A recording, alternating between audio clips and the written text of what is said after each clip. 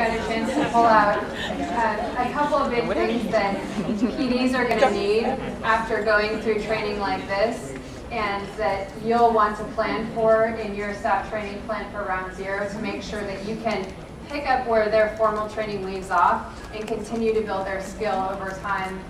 So that, they may not be perfect at these skills at the beginning of round 0, but I think that if we can line up your plans for management and coaching to the formal training they receive, I feel really confident that our PDs are going to be strong problem solvers and sort of oriented towards solutions in preparation for the transition to round 1. So I hope that you got some good ideas that you can hold on to.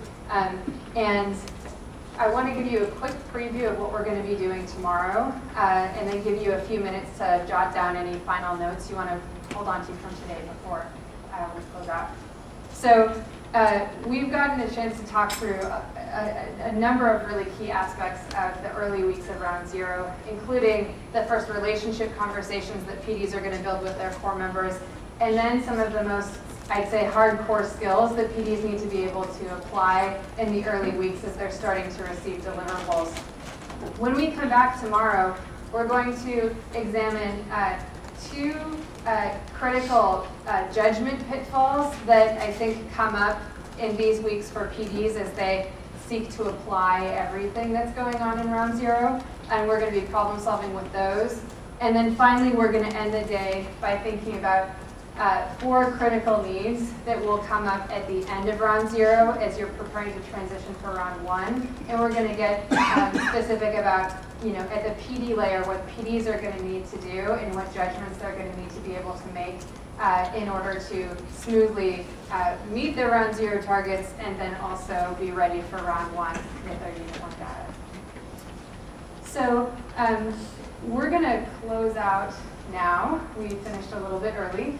And I'd love you to just take the last 2 minutes to jot down any notes you want to hold on to from the discussions that you just had. And then we'll see you back tomorrow morning. Oh. And Annie is going to make some announcements. So first, I just wanted to remind you about the optional breakfast session happening tomorrow. From 7 to 8 a.m. there will be designers. I think that Kim, Gary, and Philip are going to be leading sessions on modifications for core members in content areas. So we definitely encourage you to attend that optional breakfast tomorrow.